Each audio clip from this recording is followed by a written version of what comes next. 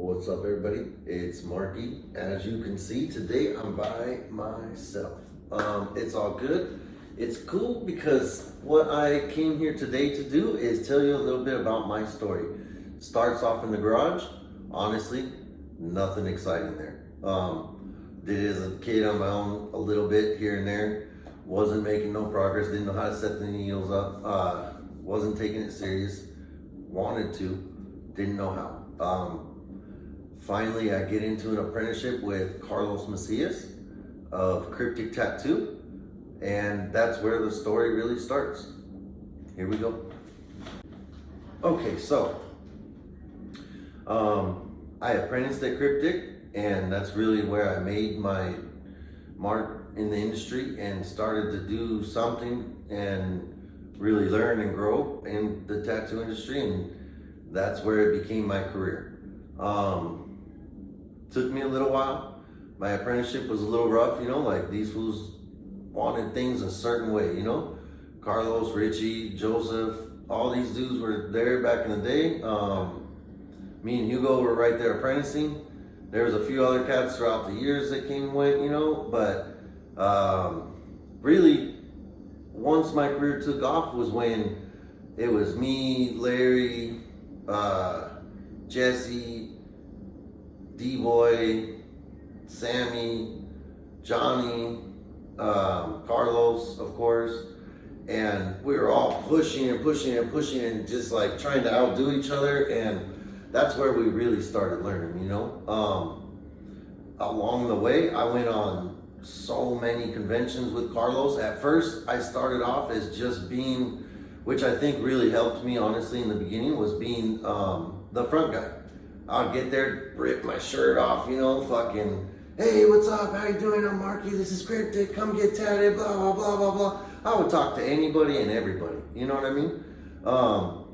We used to joke. I would get there and just fucking, it would take me a shot and a Norco to get in and get comfy, and I'd be right there, smooth jazz the whole weekend, talking to everybody. I don't care what you were into, I could talk to you about it. And I'll get you tatted. So, what do you want to do?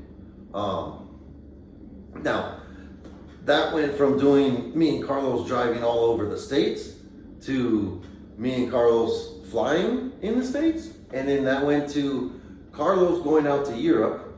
And then a year or two later, Carlos bringing me and all sorts of people out to Europe. And it's just wild how it happened, man. I've been to Europe, like I said, with Carlos, to Amsterdam, Germany. Shout out to Sebastian. Shout out to Hinky Pinky in Amsterdam. Did me my little finger tat on my birthday in Amsterdam. That was a wild experience. That was fun. And then fucking, me and Carlos went to Brazil one time. That was a wild trip in itself. I just got somebody's text me a picture the other day of me sitting in Brazil getting tatted, and we're on some kind of Brazilian tequila agave bullshit. I don't know what they said, man. And that was wild times. I remember me and Carlos while we're in Brazil, right? We go up to a hot dog stand and we're telling them, hey, we want a hot dog with only meat, bro. That's it. We don't want no other shit in there. So the lady cooks up all this stuff, and then she ends up giving us a bun with everything but the meat. And it's like all this shit. And they just look at us like we're supposed to be all happy. Me and Carlos were like, fuck, man, we don't know what to do, So that was a wild part of it. But I mean, there was all sorts of, that was the shittiest hotel I've ever stayed in my life. Me and Carlos went into a hotel right there on our way back to go home. And we're staying at this hotel over there that's 25 real a night. It's like $6 a night. This shit is fucked. As soon as you go in, you click on the lights, cockroaches taking off.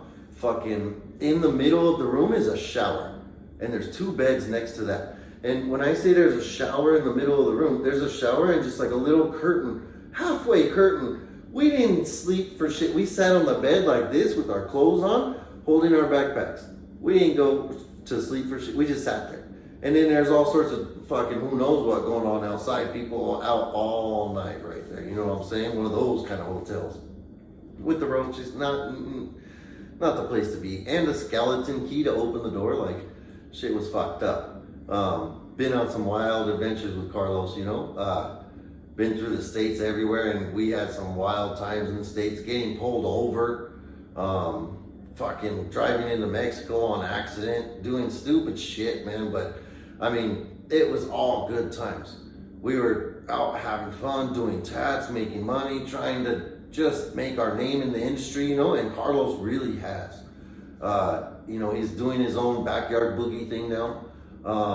He's got that going with Billy the Kid and Servants and all that, and it looks sick, bro. I'm taking part in it. It's gonna be dope. And then now, so I'm at Cryptic. I mean, like I said, me, Larry, D-Boy, Jesse, Johnny, all these cats, Sammy, we're all like tatting each other, getting tatted, fucking pumping each other up, like trying to outdo each other's roses, trying to outdo each other's skulls, all that shit, man. And those were the years that, like, I feel like were really the years where I was like, this is now my career. I've got this for life, you know? And I was like, fuck it, dude. Let's do this shit. All these guys, like, we were getting pumped up. We were fucking, this is magazine days, you know? Like, dude, we would get so pumped. I had a few little tiny magazine articles, like the little side ones, you know, little teeny tiny picture of me, but I was super jazzed. At conventions, I ended up on the news in Detroit, like fucking cussed on the news. Said fuck it on the news, like sick, you know, like. What made you decide to do the face, the lips? I just said it one day. Cool. Yeah, it's been pretty wild, bro. There's been the Cryptic years were amazing. I wish I would have personally taken stuff more seriously at one point, you know. I fell into partying a little bit, you know, like doing some drugs, drinking a little bit, whatever. And I mean, it is what it is. Like, we all like to party and have fun, and fucking some of us take it a little carried away sometimes. I realized that, took it a little far. All I do is smoke weed, you know, take it easy. But Cryptic was great. I was there for 7 years. I learned everything about tatting that I really know, like all of the history, all of the background about all the artists. I got to see the world of tattooing all over. Cryptic really is a worldwide name, and I was in there from the beginning and got to help build it with Carlos and watch to where he is now, and it's amazing, man. And I had a great ride right there, and I can't thank him enough. But you know, it did come to a point where I saw that Ink Slingers was hiring. And I saw a post that Brian had put up. And honestly, in reality, man, I thought it was like, fuck, dude, a 1 in a million shot, you know, like, it's like going for the lottery kind of deal, right? And I threw in an application, and fucking me and Larry were talking shit about it, like, oh, well, you know, I'll never be there, blah, blah, blah. And you know what? 2 years later, Lawrence was there with me, and let's talk about the beginning of the Ink Slingers things. So here it goes, man. All right, everybody. So let's talk about Ink Slingers and how it happened, and you know what it was like. So I went and I talked with Brian. He gave me the breakdown that first day, right? And Ink Slingers was run, you show up at this time, this is the time you leave, you don't play no shit, you come in, you tap. And I was just so wanted to be there and be about it, right? I instantly was like, fuck yeah, I'm in, let's do this, Brian, you know, like, fuck yeah. And get hired.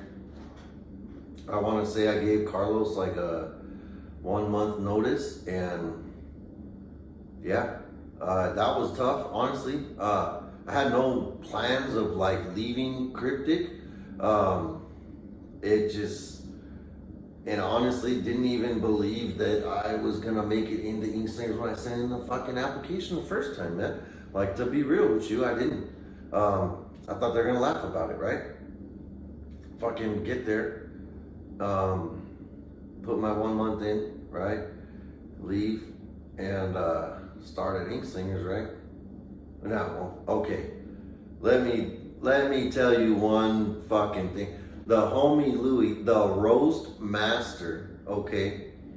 Fucking shout out to Tattoo Louis. I know you're watching, Louis, but so this dude fucking tells me, hey, Brian don't want no face tats in there. He don't like that shit in his shop, right?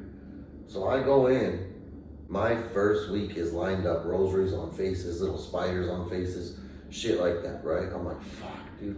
Get there. The first day, I tell my customer to come, I think at 1 p.m. or something. I'm nervous. I'm like, walk up to Brian, I'm like, you know, fucking, can I do face tats here? You know, I'm like, fuck, dude, I'm all stressed out. He's like, hell yeah, fuck yeah, blah, blah, blah. And I was like, oh, fucking Louis, the ball buster, bro.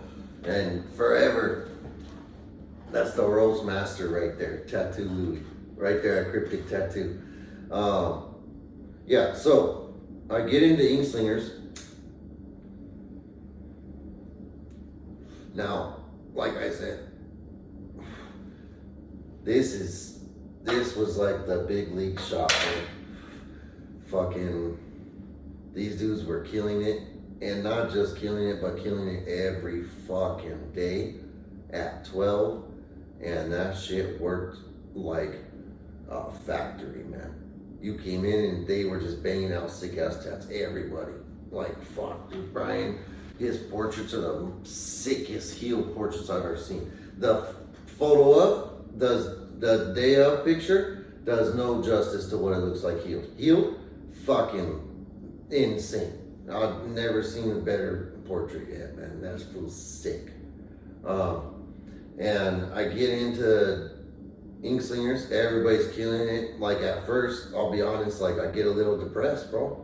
Because, like, my schedule's not like theirs. I don't charge like them. I just wasn't set up like them, you know? Wasn't as busy for sure. And then, you know, slowly I started building a little clientele, started building a little more, started getting bigger pieces, started getting out of just doing small rosaries and spiders and stuff like that. And got into doing the big stuff, you know? And I fucking, you know, Brian is probably the best teacher that I've been around in the tattoo industry. That dude can sit there and tell you, hey, this is where you stencil, this is how you stencil it, this is everything, man. That dude is on it. He knows his shit. Brian is fucking probably one of the smartest tattoo legends in this game, bro. He has this shit down to a fucking T. So many amazing heads have come out of that shop, and that's why. Brian is a sick ass teacher. And I sat down and absorbed as much as I could. You know, I built great friendships there, and fucking with all the dudes there, Kurt, fucking Frank, me and Juan. I work with Juan now, still at Grayscale. Me and Juan sat next to each other for years. And when he left, I was kind of like, fuck, man, there goes like my buddy of the shop, you know? And Larry was there too, and fuck, dude, we were all cool. Everybody was cool, and fucking, it was good times, man. And everybody was right there was just sick. Like, nonstop every day it was sick, you know? Like, and all that happened in that shop was you could go to anybody, not just Brian, right? Brian was right there, like the main fucking, of course, like the head, right? And that fool's fucking got all the knowledge. But if Brian's busy or Brian's not there, it's not like you couldn't go to the other guys. And all day long, we would all go to it. Hey, what do you think about this stencil? How's this placement look? Do you think I should go bigger? Do you think this? Do you think that? Like, what do you think about this rose and this dove? Or do you think this dove and this rose? Or what do you think? And right there, everybody's just so on it and so willing to just help you out and push each other that it made this sick ass fucking team, right? Like, fuck, how could you not? Everybody's trying to succeed and trying to do better. So that was like always a motivating factor at that shop. Like that shit always fucking had me pumped. I learned how to run business. I learned how to fucking talk. I learned how to do all this stuff the correct business way at Ink Slingers too. Brian's smart as shit with all of it, bro. It helped me out big time. I learned how to book better. I learned how to do all this stuff better right there. And, you know, right there, it was so much just come in and get to work, right? All the time. 5-6 days a week. Come in, work. Come in, work. You start at 12. You don't leave till 7 because your piece is big. And at first, you're like, fuck, dude, I gotta be here from 12 to 7. And then, you know, once you get into the groove, bro, you're there from 12 to fucking midnight every day. And that's just how it works, because you're trying to bang out sicker and sicker shit all the fucking time. And that shop really fucking helped me progress big time. Like, I feel like I really like got in there and was just like blown away so much by what was coming out of the shop, and then felt like I needed to start keeping up. And I felt like, dude, I don't feel like I even got to the level of any of them cats. You know, let's be real. I got to where I got, but mainly there because of that way the shop is. Just everybody's helping each other, everybody's pumping each other up. The shop was sick as fuck. Like, dude, you would go in and just be so pumped to, hey, let me get another fucking Ink Slinger shirt to wear today. You would wear that shit proud as fuck because you knew you were going in and putting in hard ass work all the fucking time. And honestly, that's the way I've been at every shop I've been at. I'm pumped to wear the shop shirt. I'm pumped to fucking go in and put in work. I'm pumped to do all that shit, you know? And what really helps is when you have that big team around you to have you fucking pumped up like that. And everybody's pumped. And at Ink Slingers, man, it was fucking, you had to be on point. Because if you weren't, then you would hear it and you would know real quick. And I'll tell you, you don't want to have that talk too many times. You know, I had to have that talk.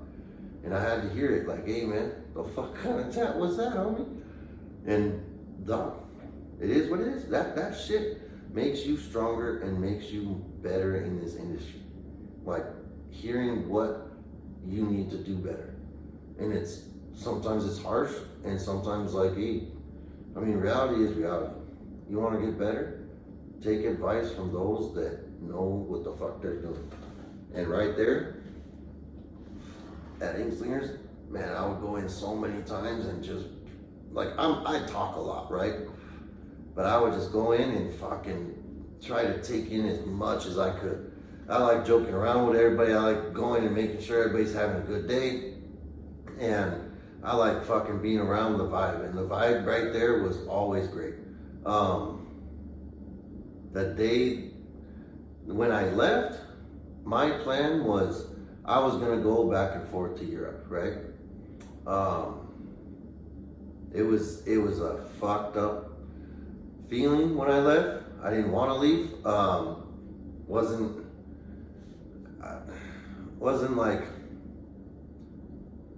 Was not the best feeling thing, but at the time I wanted to go back and forth to Europe, and I felt like that's where I was being called to go. And I left, and then COVID hit like a month later, shut everything down. Didn't go to Europe, didn't, none of the shops are open no more. Shit got wild for a little bit. And then the story keeps going from there. So, just a second and we'll get back into it. Okay, so, COVID hits. I leave Ink Slingers, COVID hits. Europe's out of the question. I get into like a little private studio. I do the, work underground thing while COVID's going on for a little while. But then fucking Juan opens up a shop called Grayscale Tattoo in Anaheim. And so I went over there with Juan. I think he had it for about a year before I got there. And I've been there for 2 years 2.5 years now, and it's been great. Great dudes there. We do art nights, we do fucking art shows, we do all sorts of cool shit like that. I love the vibe right there. The dudes there, you know, some of them are newer in the industry and some of them are younger, and they're all hungry. They all want it. They're all doing good. They're all killing the game right now. We're all trying to push each other, and yeah, I love it. I love the fact that we're doing art shows and art nights again. I started art nights at Cryptic back in the days with them guys, and man, we really had some crazy ones back in the days at Cryptic. We did a homemade night with like 60 people there one time. I got a few tats there, a few others to like, dude, everybody, you had to do a tat and get a tat, and it was wild. We all tatted with homemade machines, and some cats knew how to make them, some didn't, and it was great. You know, all these tattooers came together in one place, and now at Grayscale, we're able to do these art shows and again bring tattooers from different shops and fucking different arts spaces. People are doing oil, people are doing watercolor, all sorts of shit, you know? And they all bring it to our shop, and we put it up on this wall that Carlos gave us from Cryptic, and fucking, it's a fake wall. We put it up at Grayscale, and we put everybody's wall art on it, and it's sick, man. We throw a little party, and everybody comes down. Fucking shout out to Juan, you know, he puts on this party for us, and it's sick, man. It's cool. We get to give back to the industry some that way, sell some art, have some good times, and it's cool. We're all this year. I know we just had our shop meeting at Grayscale the other day. If you guys seen it on Instagram, I posted a little tiny part of it, but yeah, we had a shop meeting over there and it went good. I feel like everybody's pumped up. We all want it. We all are going for it this year. We're trying to make our tats that much stronger and trying to kill the game. Give us a follow on Instagram at Grayscale Tattoo Studio, I believe it is. And fucking, yeah, mine's just Marky_Chavez. And fucking see what comes this year, man. The new story of the chapters being written right now. I filled you guys in on the rest, and yeah, check it out and follow the page. Give us a like and a subscribe, and more to come.